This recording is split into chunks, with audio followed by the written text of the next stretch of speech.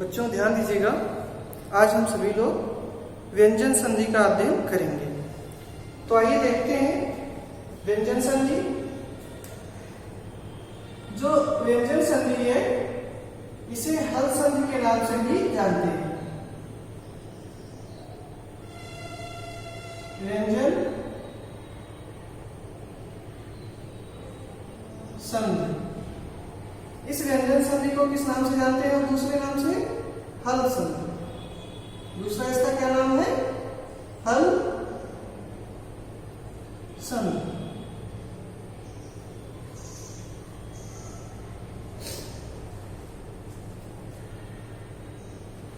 तो ध्यान दीजिएगा, व्यंजन संधि या हल संधि। अब इसमें इसका नियम देखिए कि व्यंजन संधि किसे कहते हैं। तो जब किसी पद के अंत में कोई व्यंजन वर्ण आता है और उसके बाद प्रारंभ होने वाले वर्ण चाहे स्वर हो या व्यंजन हो,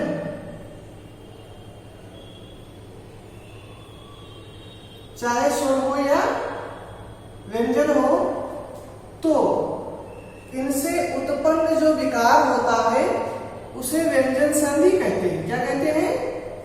व्यंजन संधि कहते हैं।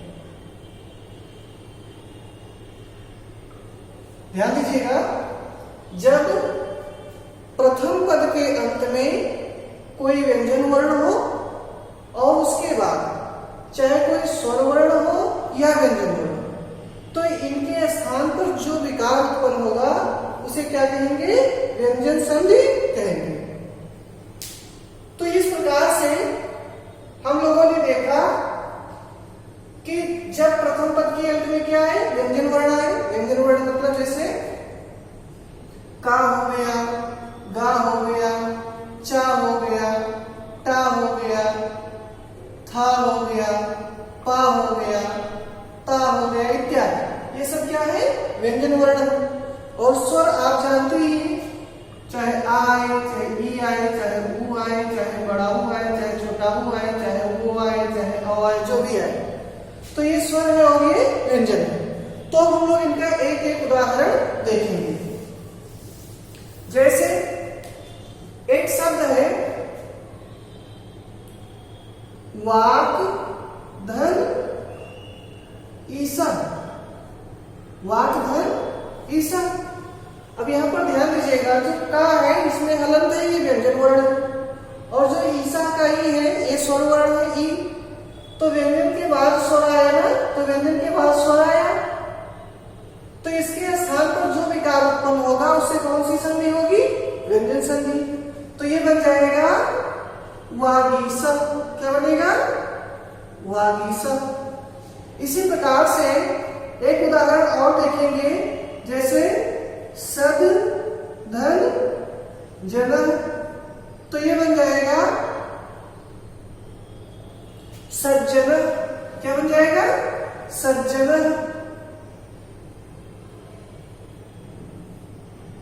ये हो जाएगा सज्जन। इसी प्रकार से एक उदाहरण और हम लोग देखेंगे, जैसे मान लीजिए याच धन ना, तो ये बन जाएगा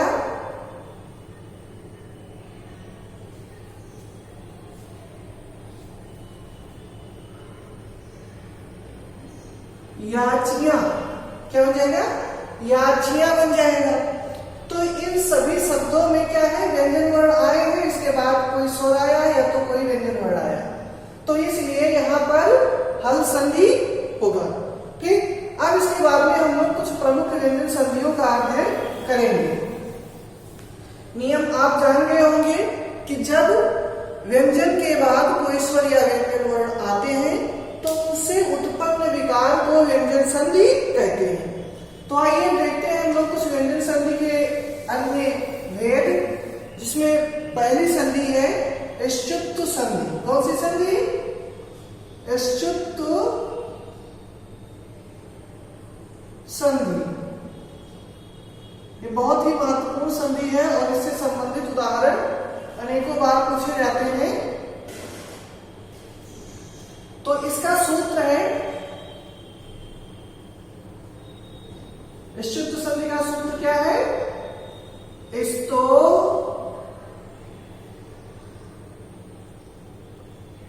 अश्चुना इश्चु, स्तो इश्चुना इश्चु, ये इसका सूत्र है। अब हम लोग स्तो का मतलब, इश्चुना का मतलब और इश्चु का मतलब देखेंगे। स्तो का मतलब होता है सकार और त वर्ग के बाद, इश्चु का मतलब होता है सकार और च वर्ग के वर्ण आते हैं तो इनके स्थान पर अश्चुना के वर्ण हो जाते हैं, यानी कि सकार और च वर्ग के वर्ण हो जाते हैं। या ऐसा कह सकते हैं कि स्तो सकार और त वर्ग के स्थान पर इश्चुना हो जाता है जब सकार और च वर्ग के वर्ण परे आए। ठीक, हम सूत्रार्थ देखेंगे यहाँ पर। सूत्रार्थ अर्थात सूत्र का अर्थ ये है, स्तो का मतलब हुआ सकार सा और तो का अर्थ हुआ तवर, और तवर का मतलब हुआ ता, था, दा, धा और ना, सब में हलंत रहेगा क्योंकि ये व्यंजन वर्ण। तो जब सकार और तथा दाधाना के बाद में अश्चु, अश्चु अर्थात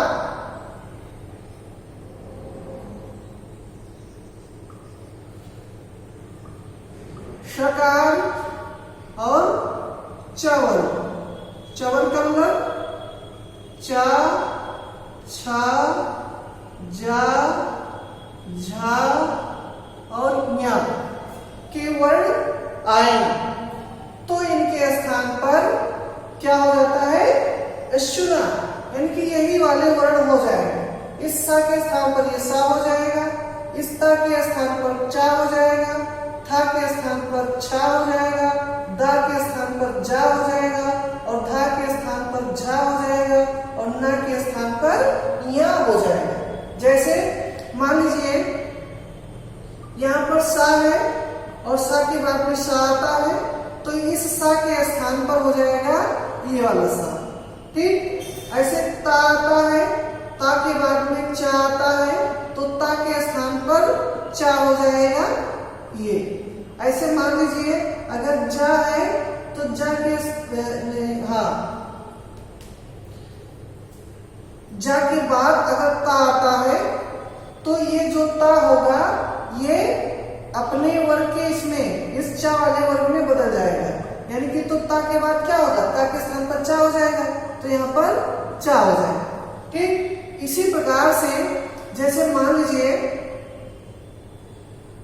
कहीं पर प्रथम पद में ये वाला सा आता है और उत्तर पद में ये वाला सा आता है तो जो ये वाला सा होगा यही कन्वर्ट होगा, यही चेंज होगा, यही बदलेगा। किसमें? इस वाले सा में। और ये वाला सा इस वाले सा में नहीं बदलेगा। ये वाला सा का मतलब ये तालव्य सा है और ये दंती सा है।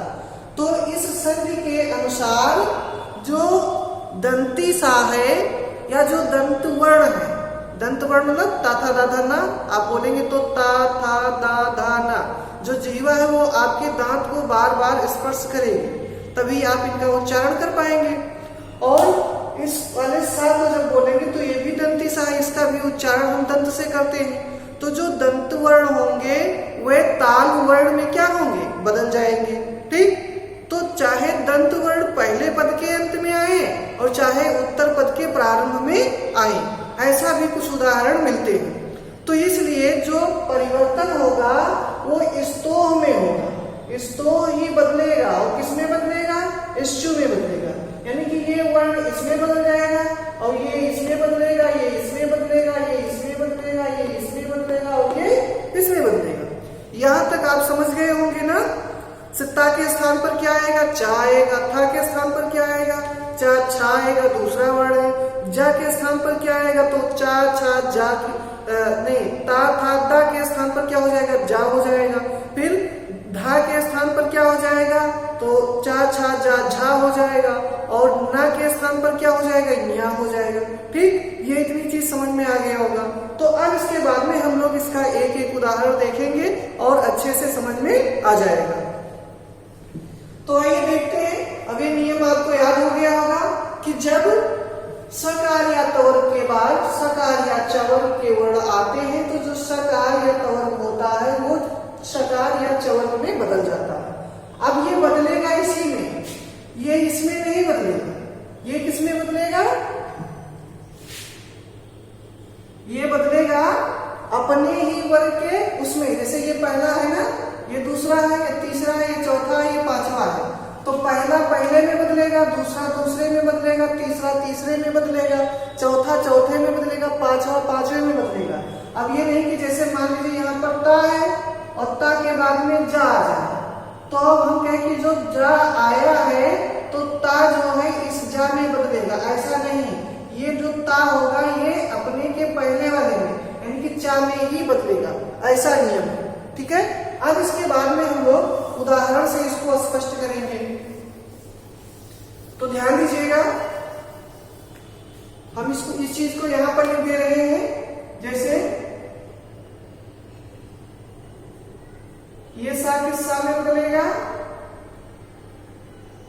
इस सा में बदलेगा।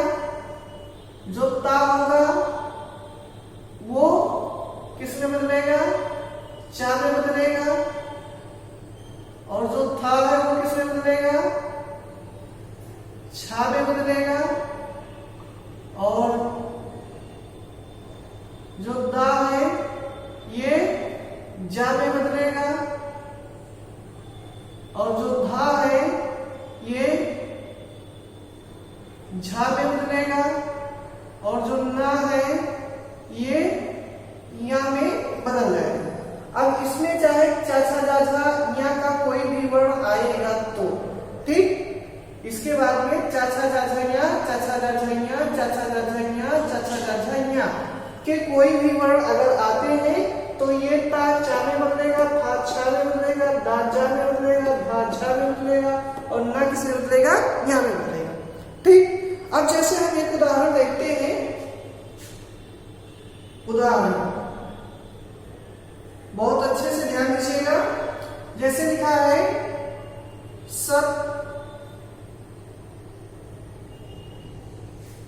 शब्द धन जन, शब्द धन जना। ठीक, अब यहां पर ध्यान दीजिएगा, प्रथम पद के अंत में दा, क्या है, दा। तो यहां देखिएगा दा आपको मिल रहा है ना, ये दा ता वर्ण का अक्षर है ना, ता था दा तीसरा अक्षर है। तो जो दा होगा ये अपने ही वर्ग के चा वर्ग के अपने ही क्रम में बदलेगा।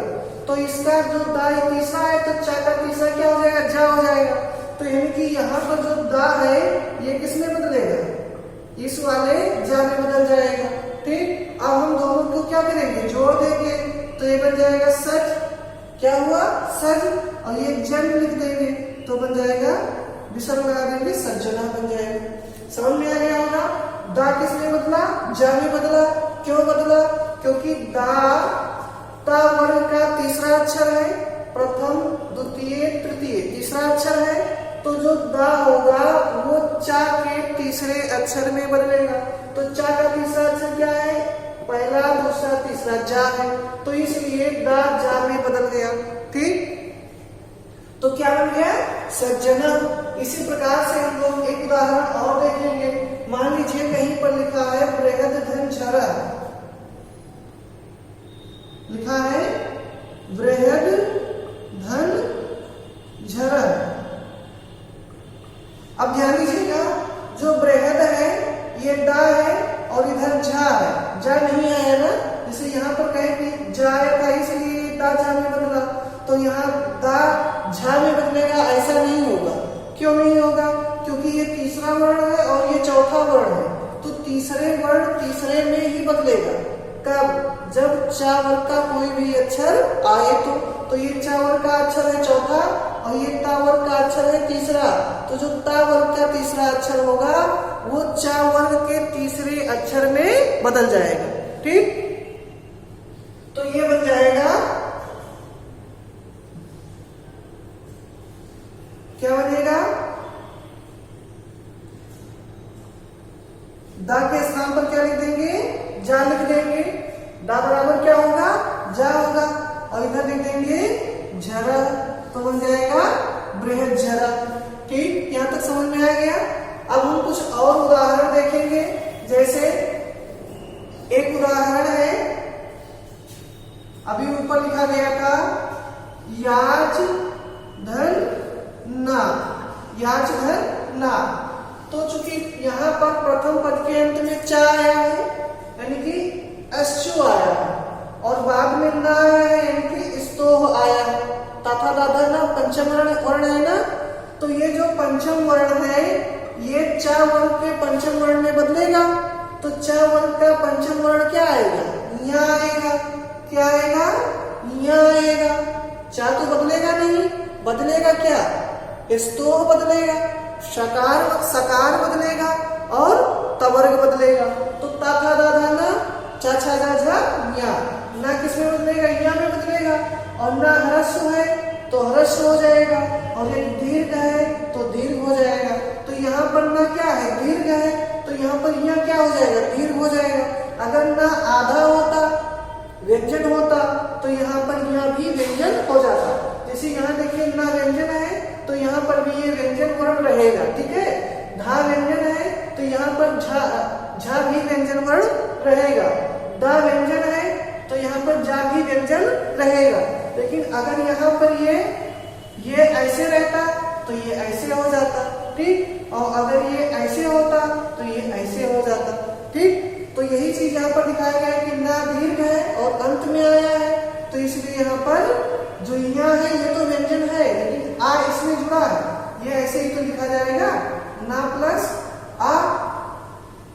तो ना के स्थान पर क्या हुआ, या हुआ। ना के स्थान पर क्या हुआ, या हुआ, और इसमें दीर्घ आ जोड़ दिया गया, तो बन गया या। क्या बना, या बना। तो ये बन जाएगा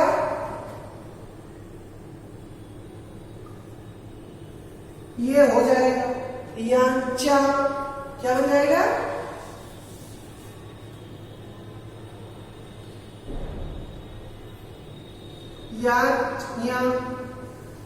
याच्या।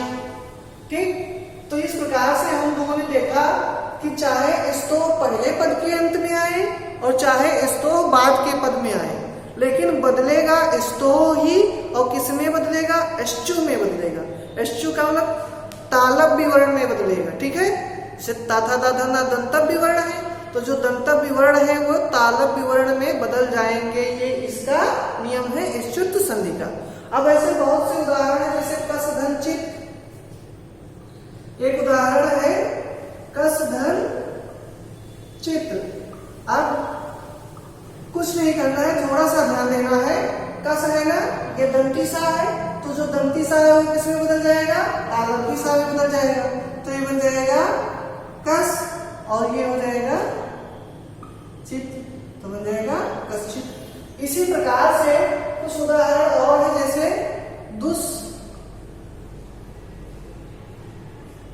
दुष्धन चरित्र, तो ये बन जाएगा दुष्चरित्र। ठीक, ऐसे उद्धन चारणम, तो क्या बन जाएगा, ता चा में बदल जाएगा, तो हो जाएगा उच्चारणम। ठीक, तो ये हुआ इष्टुत्व संधि। अब इसमें आप समझ गए होंगे कि जो ता था दा धा ना होगा, ये किसी भी पद में आए, चाहे पहले पद में आए चाहे उत्तर पद में आए, तो ये बदल जाएंगे किसमें, चा छा जा झा या में क्रम से। तावर का जो वर्ण होगा, पहला दूसरा तीसरा चौथा, वो चा वर्ण के उसी अपने ही क्रम पर बदलेगा। ता पहला है तो पहले में बदलेगा, था दूसरा है तो दूसरे में बदलेगा, जा तीसरा है तो चा के तीसरा वर्ण जो होगा उसमें बदल जाएगा। ठीक, अब समझ गए होंगे जहां तक मेरा मानना है। और इसमें पहचान भी कर लेंगे, इसे कश्चित है तो देखिए चा है ना, और इसके बाद में ये सा है तो ये तालव्य है, तालव्य वर्ण है तो ये अश्चुत संधि हो जाएगा। यहाँ देखिए अश्चु आता है ना, यहाँ पर भी अश्चु आ रहा है तो जहां पर अश्चु आएगा वहां पर अश्चुत संधि हो जाएगा। ठीक, तो वीडियो देखने के लिए बहुत बहुत धन्यवाद।